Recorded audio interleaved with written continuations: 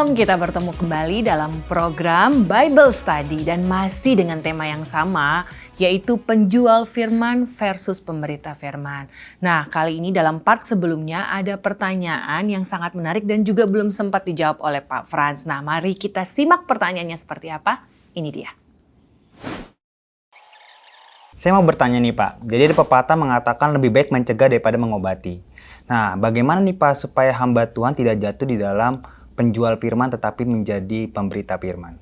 Oke, kita sudah mendengar pertanyaan tadi dari Mas Anggi dan ini memang pertanyaan yang sangat menarik ya Pak Frans, karena memang pertanyaan ini sangat aplikatif sekali dan juga memang khususnya bagi para hamba Tuhan nih, karena mereka nih calon-calon ke depannya yang luar biasa sebagai para hamba Tuhan. Dan bagaimana sih sebenarnya agar seorang hamba Tuhan itu tidak jatuh dalam tindakan menjual firman?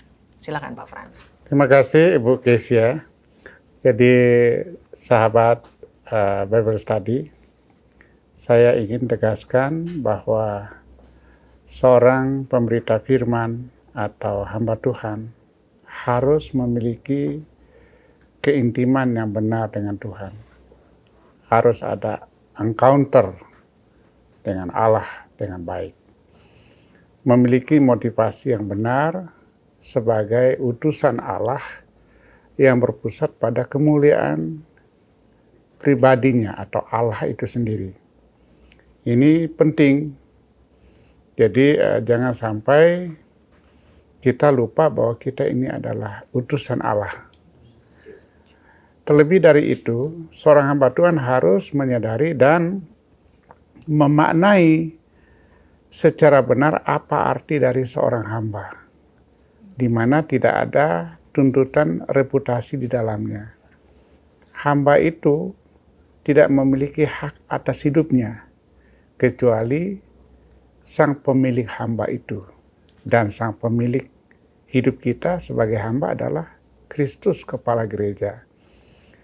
Nah, karena itu seorang hamba itu harus menunjukkan komitmennya terhadap kerelaannya melakukan pekerjaan yang tuannya, dalam hal ini yang Yesus Kristus perintahkan atau mandatkan kepada kita. Pekerjaan apa itu? Ya, memberitakan Injil ke seluruh dunia supaya setiap orang yang mendengarkan kabar gembira, kabar sukacita itu terselamatkan. Dan juga ya kita harus komitmen dengan kebenaran, ketulusan, kesetiaan pada kebenaran itu. Jangan lupa kekudusan dan perkenanan daripada Allah. Saya kira gitu Ibu Kesia. Oke, ya saya setuju juga. Ya memang ini gak cuma hamba Tuhan tapi kita semua ya sebagai alat-alatnya, anak-anaknya Tuhan. Jadi yang saya ambil intinya adalah supaya kita tidak jatuh dalam tindakan menjual firman, yaitu yang pertama harus memiliki keintiman dengan Tuhan. Itu fokus utamanya, intim dengan Tuhan atau dekat dengan Tuhan. Yang kedua adalah motivasi yang benar. Kita harus punya motivasi yang benar yang pusatnya hanya kepada Tuhan. Dan yang terakhir jangan lupa memaknai tentang hamba. Namanya sebagai seorang hamba Tuhan, ingat lagi, balik lagi. Ingat makna dari hamba Tuhan itu sendiri. Dan mungkin dari Pak Frans ini semakin menarik nih. Mungkin ada materi yang ingin disampaikan lagi untuk memperdalam dari tentang penjual firman dan pemberita firman ini. Saya persilakan.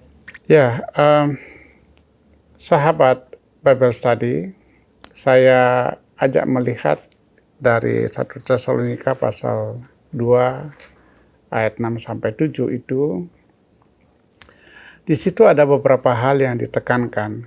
Ternyata kata pujian itu digunakan kata doxa, yang berarti keunggulan, ya excellent, kemuliaan, martabat yang layaknya diperlihatkan di dalam hidup kita. Bukan hanya di hadapan manusia, tetapi terlebih di hadapan Allah. Jadi kita mesti excellent, kita mesti unggul gitu ya, dalam rohani maupun juga dalam servis atau pelayanan kita.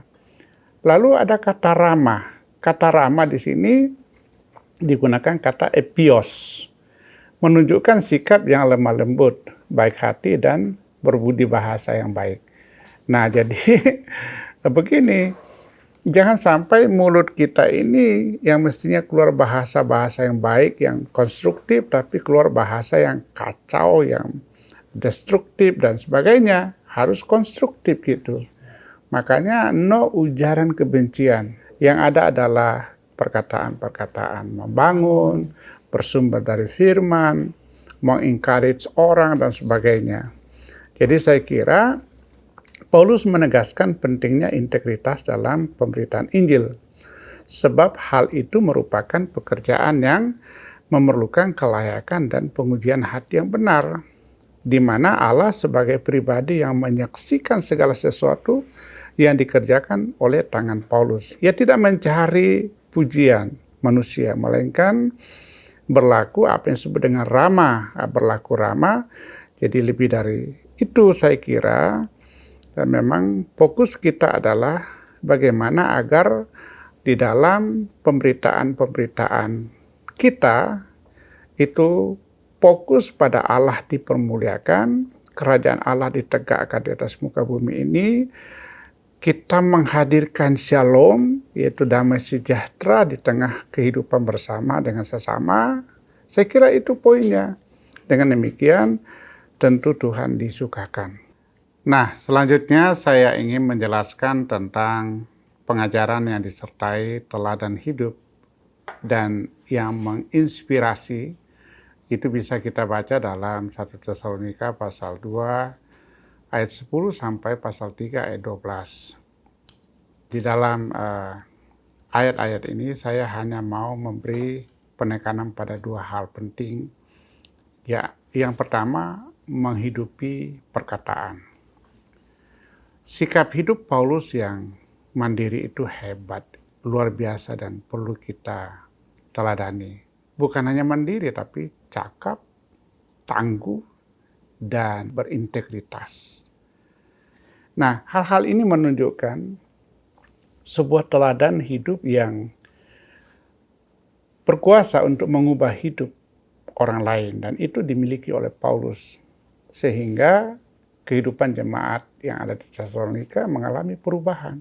Karena keteladanan daripada Rasul Paulus.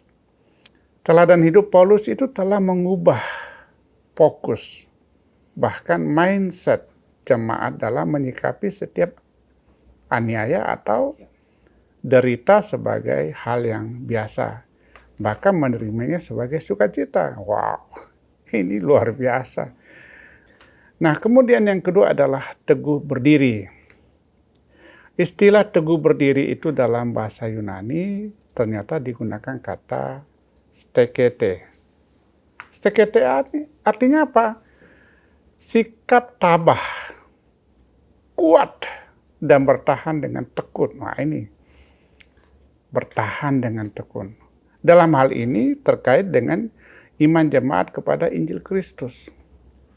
Paulus melihat begitu banyak kekhawatiran atas jemaat Tesalonika, di mana terdapat ancaman aniaya, penderitaan, dan ajaran-ajaran palsu di sekeliling mereka.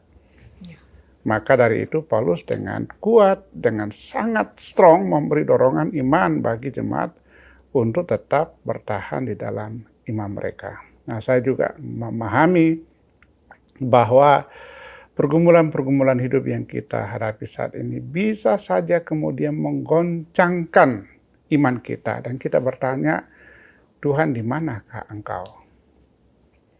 Ini pandemi sudah 2 tahun lebih, belum berakhir juga. Nggak apa-apa. Tetap sabar. Jalani hidup ini dengan tetap berharap kepada Tuhan. Amin. Yes. Keren banget. Luar biasa, Pak. Ayo tepuk tangan, jangan malu-malu.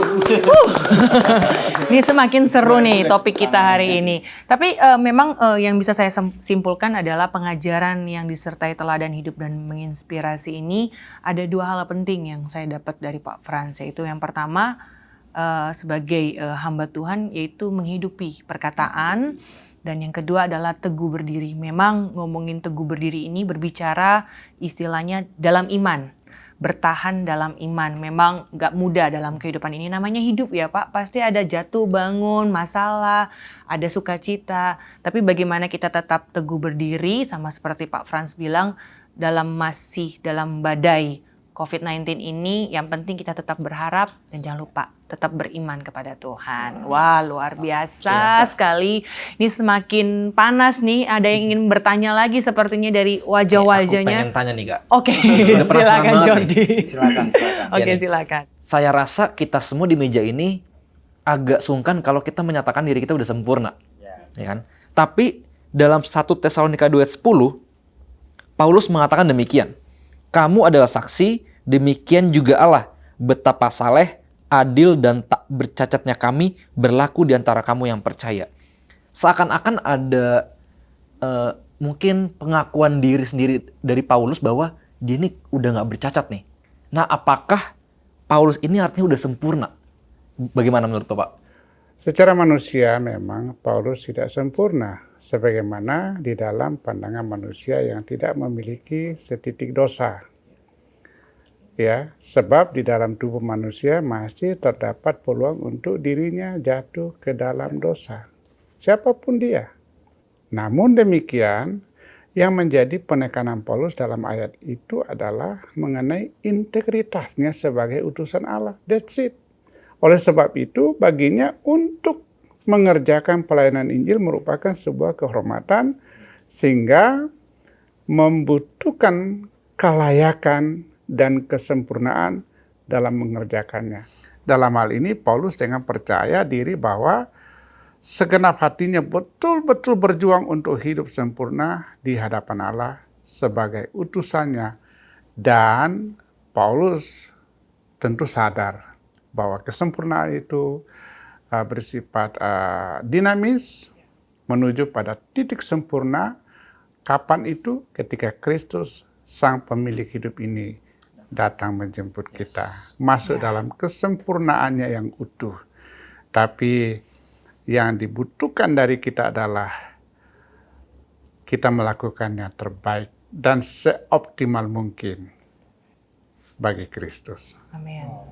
Ya, itulah kira-kira jawaban saya. Luar biasa, pembahasan yang sangat menarik dan sangat luar biasa hari ini. Saya mengucapkan terima kasih kepada Pak Frans yang sudah sharing, berbagi dengan kita semua tentang topik yang menarik. Dan kiranya ini semua yang kita bahas hari ini bisa menjadi fondasi kita ke depannya untuk tetap setia dan teguh di dalam Tuhan. Wah, keren-keren kalian semua. Terima kasih sebelumnya. Dan sahabat Bible Study, masih banyak nih topik-topik yang menarik dan mendalam yang akan dibahas dalam program Bible Study. Saksikan terus Bible Study di episode-episode berikutnya. Akhir kata, saya Kesha Kwaro, pamit undur diri. Tuhan memberkati.